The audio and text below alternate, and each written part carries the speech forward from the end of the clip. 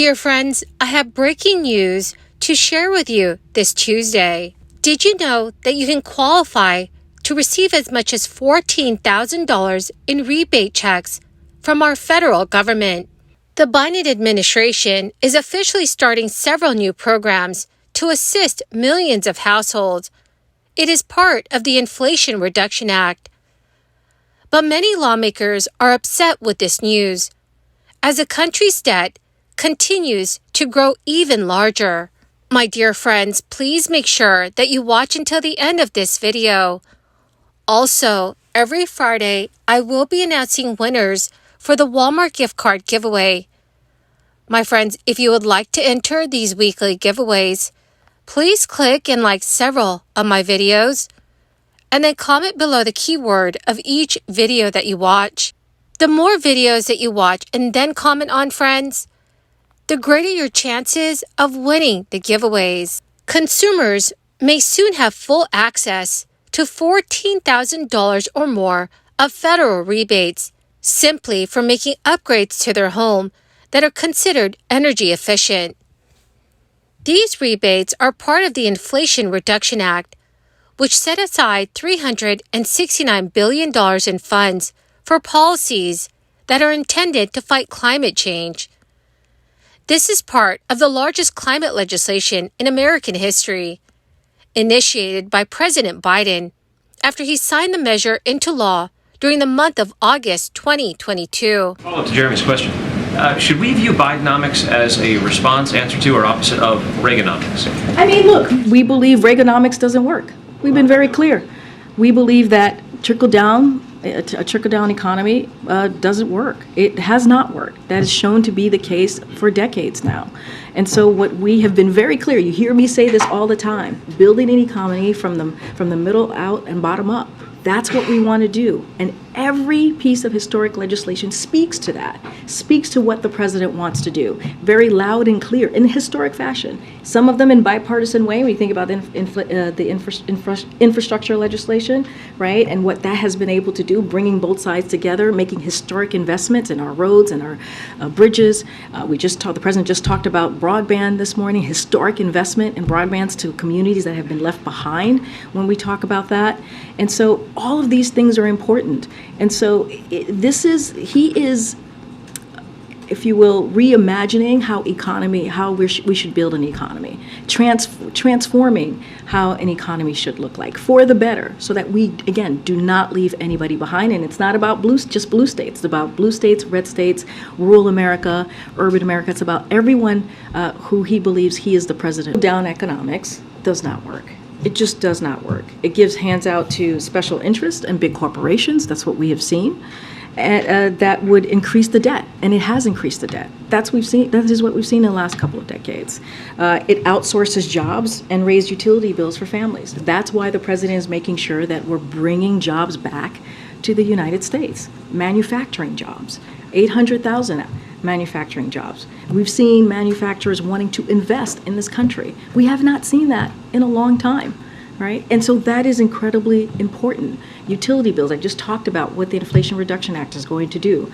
All of those things is building an economy, transforming the way we see the economy in a different way, in a way, again, that is equal, that has equity at the center of it, and leaves no one behind. And the president is very proud in what he's been able to do in the last 2 years.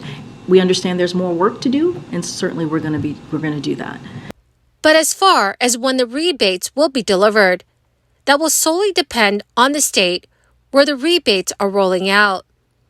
There are even some states that could choose to not even make these funds available for residents at all. So there are two programs that the Inflation Reduction Act is responsible for. They are worth an estimated $8.8 billion between the two of them. One of the home electrification and appliance rebates program. The other one is a home efficiency rebate program. The former goes up to $14,000 and the later goes up to $8,000. These are essentially consumer discounts that cover the partial or full costs of home efficiency projects that protect the environment. These projects include items like installing insulation or an electric heat pump. Also, buying electric Energy Star appliances. Contrary to other places, the state of Florida is not planning on offering any type of energy-efficient rebate program. There is still no confirmation to which other states will bow out of this program as well. According to CNBC News, by stacking rebates with other initiatives, low earners can receive up to $22,000 in potential support from the federal government. Middle-income households can get up to $19,000, and high earners can receive over $7,200. Additional efficiency incentives may be available from local utilities. The associated rebate income limits vary by region.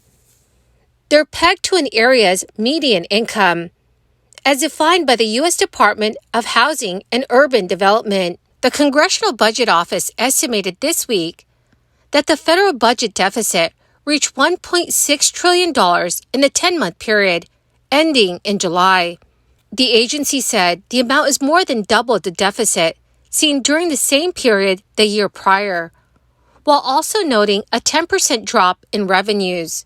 The office also projected the total deficit for the current fiscal year, which ends in late September, would reach $1.7 trillion.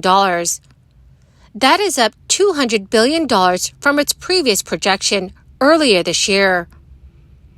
Among the drivers behind the drop in revenues, highlighted by the Congressional Budget Office, is a 9% decline in individual income and payroll taxes, amounting to $313 billion. The office also notes a dive in remittances from the Federal Reserve. The office estimated an increase of 12% in outlays for the country's largest mandatory spending programs, totaling $244 billion.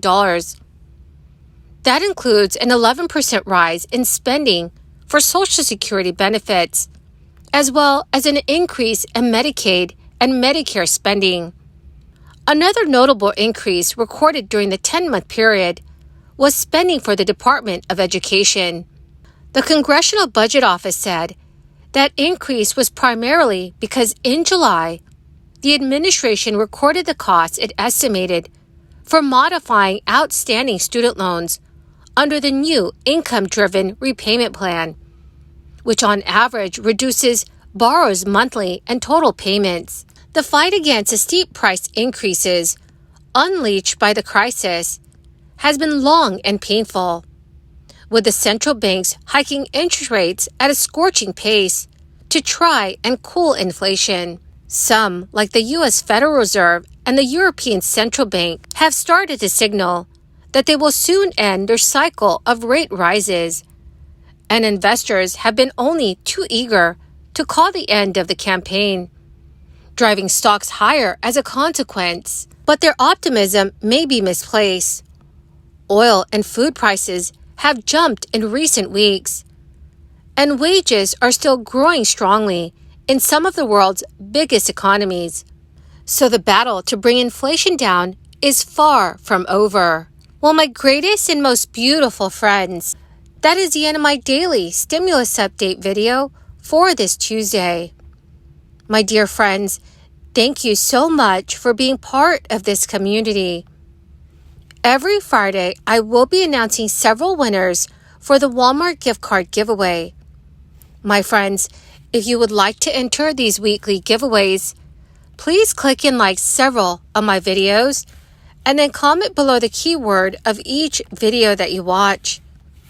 The more videos that you comment on, friends, the greater your chances of winning the giveaways. Thank you and have a wonderful and very blessed week.